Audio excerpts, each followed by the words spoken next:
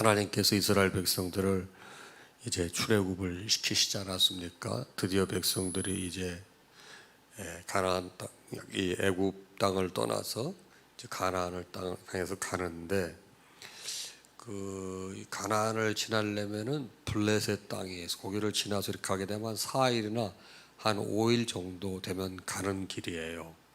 짧은 길인데 하나님께서는 그 4, 5일 걸리는 길로 인도하지 아니하시고 좀 뺑 돌아서 홍해 쪽을 통해서 가게 인도하시는 거예요. 근데 오늘 말씀 17절 중반절에 보니 이는 왜 그렇게 하셨는가? 이는 하나님이 말씀하시기를 이 백성이 전쟁을 하게 되면 마음을 돌이켜 애굽으로 돌아갈까 하셨음이라. 블레셋 땅을 통해서 가게 되면 전쟁이 있을 텐데, 그러면 여러분 블레셋은 전사가 많은 아주 전쟁에 능한 백성들인데 지금 이 이스라엘 백성들은 오합지졸이잖아요. 뭐 싸움을 해봤어요, 뭐를 해봤어요. 평생 한 게 벽돌을 만들고 뭐 허드레일하고 노예 생활했던 사람들인데 하나님께서 생각이 있으셔서 뺑뺑 돌게 4, 5일 가는 길을 뺑뺑 돌 결국 40년 걸리지 않았습니까? 이렇게 만드신 이유가 있다는 것입니다. 자, 두 번째 말씀은 19절이 중요합니다. 19절 말씀에 보게 되면 모세가 요셉의 유고를 가졌으니 나올 때 이제 이 백성들이 대열을 지어서 제가 어제 적어도 250만에서 한 300만쯤 될 것이라고 말씀드렸습니다. 이 사람들이 대열을 지어 나올 때 18절 후반절에 보게 되면 애굽 땅에서 대열을 지어 나올 때에 19절 모세가 요셉의 유고를 가졌으니 그랬습니다. 자, 430년 동안 그 애굽에서 종살이 했다고 말씀드렸습니다. 요셉 때문에 이스라엘 백성들이 애굽 땅으로 가지 않았습니까? 그러니까 여러분 요셉이 죽은 지 꽤 지난 거예요. 요셉은 110세 세상을 떠났는데 창세기 50장 25절에 보게 되면 자기가 죽을 때 유언을 남겨요. 그 유언이 뭐냐? 하나님이 반드시 당신들을 돌보시리니. 왜냐하면 요셉이 죽게 되면 그 형들이라든가 조카들이라든가 가족들이 두려워하지 않겠습니까? 근데 그때 하나님이 반드시 당신들을 돌보시리니 당신들은 여기서 내 해골을 메고 올라가겠다 하라. 내 해골을 메고 올라가겠다 하라 하였더라 그랬습니다. 약속하라는 거죠. 그래서 그 요셉의 유언이 자손들에게 계속 이어진 거예요. 그래서 모세가 그거를 알고 있어요. 그래서 출애굽할 때 바로 요셉의 유고를 가지고 나갔다는 겁니다. 자, 그 다음 20절입니다. 그들이 숫곳을 떠나서 광야 끝 에담에 장막을 치니 그랬습니다.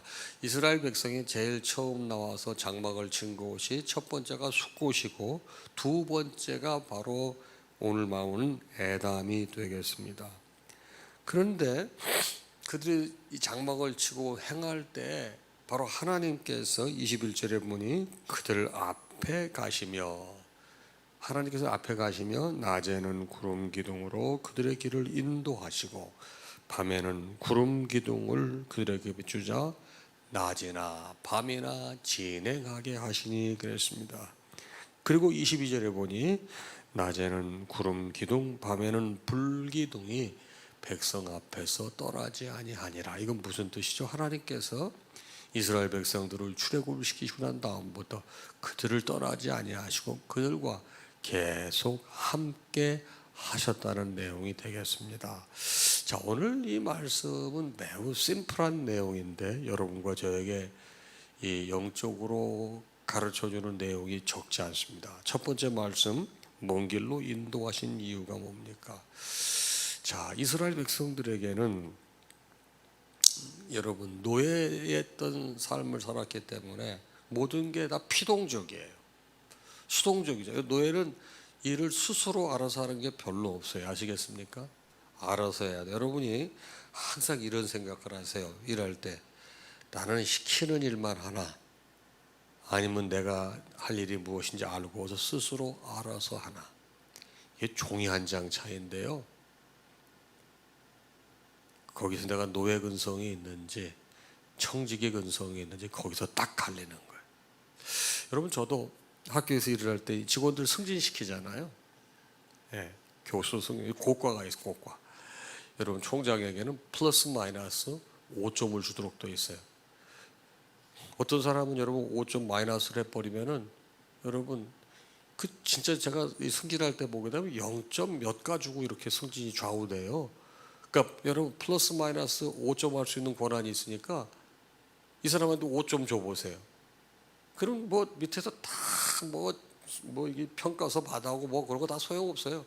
딱 주면 그걸 그냥 승진하는 거예요. 뭐 굉장히 잘하는데도 볼 적에 마이너스 뭐 5점 줘버리면 그 사람은 절대로 승진 못해요.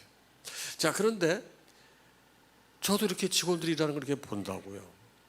이렇게 보게 되면은 어떤 사람들은 그 주어진 일도 제대로 못하는 사람들이 있어요. 어떤 사람들은 꼭 주어진 일만 하는 사람이 있어요. 어떤 사람들은 주어진 일을 떠나서 자기가 스스로 알아서 하는 사람들이 있어요. 어떤 사람들은 그걸 넘어서서 창의적으로 하는 사람들도 있어요. 근데 불만이 어떤 사람이 제일 많은 줄 아십니까? 자기에게 주어진 일도 제대로 못하는 사람이 불만이 제일 많고, 그 다음으로는 주어진 일만 하는 사람이 불만이 많아요. 알아서 하는 사람들은 불만이 없습니다. 여러분이 제 말이 맞나 틀리나, 혹시 여러분이 사업을 하거나 뭐 좋은 뭐 이런 개인 일을 사업을 하면 한번 이렇게 일하는 사람 보세요. 누가 불만을 제일 많이 하나? 여러분이 이스라엘 사람들은 노예였어요. 그래서 모든 게 수동적인 거예요. 창의적으로 일을 못해요.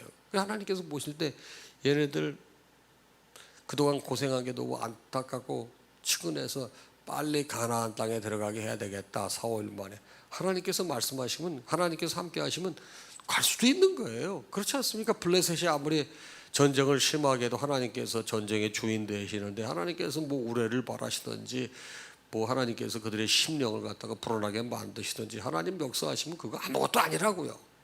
근데 하나님께서는 그들을 여러분 돌아가게 만드시는 거예요.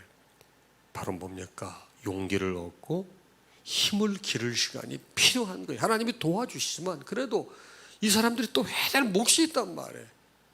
여러분, 그래서 생선을 주는 것보다는 생선 고기를 잡는 법을 가르치라, 이런 말이 있지 않습니까? 하나님께서 그걸 말씀하시는 거예요. 오늘 아침에 여러분과 제가 깊이 깨달아야 될 것, 내가 왜 이렇게 빨리 해결될 수 있는 일임에도 불구하고 일이 잘 해결되지 않을까? 왜 이게 일이 빙빙 돌아갈까? 왜 하나님께서 나를 갖다가 이렇게 자꾸 우회시키실까? 이럴 때 여러분 영적으로 깨달음이 있으시길 바랍니다. 아, 하나님께서 나로 하여금 이 경쟁력, 또 스스로 일어서는 독립심, 이런 거를 기르시기 위해서 나에게 은혜를 주시는구나, 이런 생각을 하시길 바랍니다. 오늘 아침 말씀, 하나님께서 블레셋 땅을 통하지 않게 하시고 여러분 홍해를 통해서 가게 만드신 이유는 거기에 있다는 것입니다. 여러분, 그렇지 않습니까? 멀리 돌아가는 길이라고 생각했는데 지나놓고 보니까 하나님의 은혜였다는 게 여러분 깨달아지는 적이 없습니까? 저는 그런 경우 있더라고요. 오늘 아침 말씀이 이거를 말씀합니다. 자, 두 번째 말씀은 뭡니까? 이루어진 맹세입니다. 자, 요셉은 죽기 전에 이스라엘 자손들에게 자신의 유고를 그 땅에 가져갈 것을 맹세하라고 요구했습니다. 바로 그 땅은 하나님께서 약속하신 땅이 됐는데 자기 증조할아버지, 할아버지, 아버지에게 약속하신 말씀이야. 아브라함의 하나님, 이삭의 하나님, 야곱의 하나님. 야곱이 누구예요? 요셉의 아버지잖아요. 그런데 그 자기 조상들에게 약속한 땅이 있는데, 내가 이제 죽지만은 내가 죽고 난 이후에 너희를 갈 터인데 반드시 내 해골을 가지고 가라, 약속하라고 합니다. 여러분도 저도 신앙생활할 때 하나님께서 우리에게 약속해 주신 말씀이 있어요. 여러분 성경을 읽다 보게 되면 그런 말씀이 와요. 말씀을 듣는 가운데 저 말씀이 나에게 주시는 말씀이, 깨달음이 와요. 그건 하나님께 주시는 말씀이에요. 그 약속의 말씀을 붙잡는 게 중요해요. 그 약속의 말씀이 무엇인지, 나는 그 약속의 말씀을 붙잡고 순종하고 있는지. 결국 여러분, 이스라엘 백성들은 요셉에게 주신 하나님의 약속, 바로 아브라함, 이삭, 야곱, 자기 조상들에게 주신 그 약속의 말씀을 끝까지 붙잡고 죽고 난 이후에도 내 해골을 그곳으로 메고 가라고 요구하지 않습니까? 여러분, 그것이 뭐를 말하는 거예요? 하나님께 주신 약속의 말씀을 끝까지 신뢰하고 순종하고 행동으로 옮기는 걸 말하는 거예요. 여러분과 저에게도 하나님께서 주신 약속의 말씀이 분명히 있어요. 뭐 저에게도 있어요. 여러분, 그런데 그 약속의 말씀을 경홀히 여기지 마시고 의심하지 마시고 반드시 붙잡고 끝까지 순종하시기 바랍니다. 그러면 어떻게 돼요? 반드시 여러분 출애굽할 뿐만 아니라 가나안 땅에 가는 거예요. 하나님은 여러분 약속하신 거 절대로 일방적으로 파기 안 하시는 분이에요. 반드시 지키시는 분이에요. 지키지 못하시면 안달이 나실 분이 하나님이신 것이, 문제는 우리에게 있죠.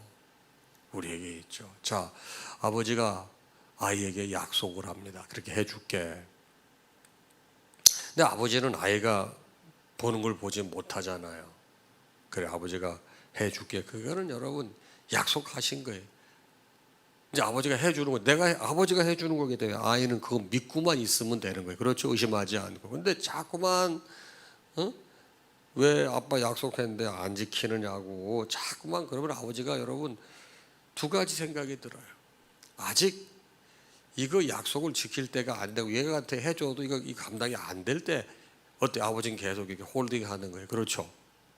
두 번째는 뭐예요? 아유 귀찮아, 이 녀석이 그냥 하도 귀찮게 하니까 이렇게 해버려야 되겠다, 이런 두 가지 마음에 들을 수 있어요. 근데 여러분, 아유 귀찮아 하고 해주는 거 그렇게 죽고 사는 문제가 아니야. 그렇겠죠?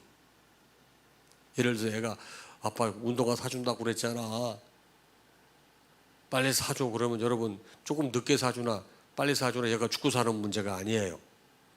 그런데 얘 삶에 결정적인 영향을 끼칠 만한 중요한 상황이라든가 아버지가 볼 적에 이거는 아니라고 생각이 될 때는 애가 아무리 채근을 해도 어때? 아니잖아요. 그 시간이 될 때까지 아버지가 홀딩하고 있는 거 아니에요? 우리 신앙생활도 마찬가지예요. 여러분, 우리가 기도했을 때 귀찮아서 응답하시는 것도 있어요. 정말 결정적이고 정말 중요한 것은 내 시간에 되는 게 아니에요. 그건 하나님의 시간에 응답이 있는 거예요. 그거를 참고 기다리는 게 뭐예요? 믿음이에요. 지금 이 이스라엘 백성들 보세요. 뭐라고 말씀하셨어요? 하나님께서 그 아브라함에게 내 후손들을 어떻게? 하늘의 별처럼. 여러분, 이 바닷가에 모래알처럼 많게 하신다고 그랬는데, 아니 아브라함이 자식을 얼마 되지도 않았는데 이삭도 100세 얻었는데 어떻게 됐을까? 근데 지나놓고 보니까 여러분 70명으로 들어갔던 이스라엘 백성들이 430년 만에 얼마가 됐어요? 제가 어제 말씀드린 기억나시죠? 최소 250만에서 300만인데 최소예요. 아하, 하나님의 방법하고 인간의 방법이 어때요? 완전히 달라요. 하나님은 이런 방법을 써서라도 이스라엘 백성들을 이렇게 엄청나게 창대케 만드시는 거예요. 그래서 우리가 분명히 믿어야 할, 하나님은 여러분 실수하시는 분이 아니에요. 하나님의 생각과 우리의 생각은 달라요. 하나님의 길과 우리의 길은 달라요. 그거를 인정함으로부터 믿음이 자라는 것입니다. 어떻게 하나님께서 우리를 이렇게 고통스럽게 만드시느냐? 그래, 그 고통 속에 하나님의 역사가 있다고요. 그렇게 해서 이스라엘 백성들이 엄청나게 민족으로 만들어 버리시잖아요. 그래서 여러분도 저도 신뢰해야 될 게 뭐냐? 하나님의 약속의 말씀이에요. 무슨 방법, 우리가 생각하는 선호의 방법이건 비선호의 방법이건 우리의 기준입니다. 그래서 여러분 20세기 들어섰을 때, 교회들이 많이 성장했을 때 선교학자들이 하나님의 선교라고 하는 절묘한 이 개념을 정립시켰습니다. 그걸 라틴어로 미쇼 데이라고 합니다. 하나님의 선교인데, 자 보세요, 이런 겁니다. 교회가 싸웠어요. 교회가 싸워가지고 갈라졌어요. 그래서 여기서 얼마 안 떨어진 곳에 그런 데서 교회를 세웠어요. 나간 사람들이. 결과론적으로 보니까 남아있는 사람들은 교회 교인들이 떠났기 때문에 교회가 오히려 더 열심히 전도를 했고, 나간 사람들은 또 새로운 마음으로 우리가 갈등하고 나왔는데 그래 더 신앙생활 잘해야 되지 않겠냐, 그래서 열심히 또 신앙생활을 했어요. 두 쪽에서는 상처를 가지고 출발했지만 결국은 지나놓고 보니 여기도 교회가 건강해졌고 거기도 교회가 건강해졌더라. 자, 인간이 볼 때는 그건 고통이에요. 그렇지 않습니까? 근데 하나님께서는 그런 방법을 통해서도 여러분 영혼들을 구원하셨다는 게 미쇼데이의 아주 개념이기도 합니다. 아시겠어요? 하나님의 방법은 우리의 생각을 초월해요. 그래서 이루어진 맹세, 바로 내가 죽게 되거나 내 해고를 가지고 반드시 그곳에 가거라. 믿음이 있는 거예요. 확신이 있는 거예요. 여러분도 저도 그런 게 있어야 될 줄로 믿습니다. 세 번째 말씀 뭡니까? 구름 기둥과 불 기둥이에요. 자, 보세요. 애굽 사람들, 이스라엘 백성들이 애굽에서 비록 종살이 했지만 애굽이 어떤 땅입니까? 풍요로운 땅입니다. 비록 자유는 없고 시키는 일만 했던 사람들이지만 그래도 먹고 마시고 자는 데는 어려움이 있었어요, 없었어요? 없었어요, 여러분. 여러분, 당신은 노예들은 밥만 먹여주면 되는데 절대 굶기지는 않았어요. 왜? 굶은 일을 못 하잖아요. 특별히 말 안 듣고 뭐 그런 이 노예들에 그렇지만 여러분 웬만하면 다 먹여주고 재워줬습니다. 근데 광야 생활을 경험해 온 사람 누구예요? 모세 한 사람밖에 없어요. 모세가 사명 받기 전에 40년간 광야 생활을 했지 않습니까? 그 광야 생활이 어떤 건지를 모세는 안다고요. 자, 출애굽한 이 사람들 결코 광야 생활이 녹록치 않습니다. 애굽 땅에서의 삶과 광야의 생활을 비교해 보니 기가 막힌 거예요. 하나님께서 그들을 불쌍히 여기셔요. 그래서 하나님 섬세하게 그들과 함께 하시는데 그게 뭐죠? 낮에는 구름 기둥으로 밤에는 불 기둥으로 함께 하시는 것입니다. 여러분, 저는 아리조나에 있었습니다. 아리조나는 여러분 사막이에요. 그래서 오죽하면 여러분 뭐 아리조나 카우보이라고 하는 옛날 노래가 나왔겠습니까? 그 시내를 벗어나게 되면 다 사막입니다. 그래서 선인장 같은 게 이렇게 뭐 멕시코에 나오는 그런 것만 잔뜩 있어요. 그래서 거기 낮에는 진짜 덥습니다. 밤에는 춥습니다. 일교차가 굉장히 커요. 그래서 여러분 낮이라도 거기는 습도가 별로 없기 때문에 조금만 나무 그늘 밑에 이렇게 차를 세우게 되면요 차가 그렇게 시원합니다. 그런데 저는 그 아리조나에서 지내봤기 때문에 이 구름 기둥의 위력이 어떤 건지 알 수 있어요. 그룹이 조금만 자라면 이 나무 그늘이 조금 사람들이 우리는 어때요? 지금 출입구에서 가까운데 차 세우려고 그러죠? 아리조나에 있는 사람들은요 출입구에 가까운 데가 아니고 나무 그늘인데 차를 세우려고 그래요. 그래서 주차장 중간중간에 이렇게 나무 고다를 만들어 거기에 차들이 빽빽하게 모여 있어요. 근데 하나님께서 그 더운 이 팔레스타인의 사막 기후에 낮에는 구름 기둥을 주세요. 안 덥습니다. 그러면 왜? 습도가 별로 없기 때문에 그늘 있으면 안 덥습니다. 견딜만 합니다.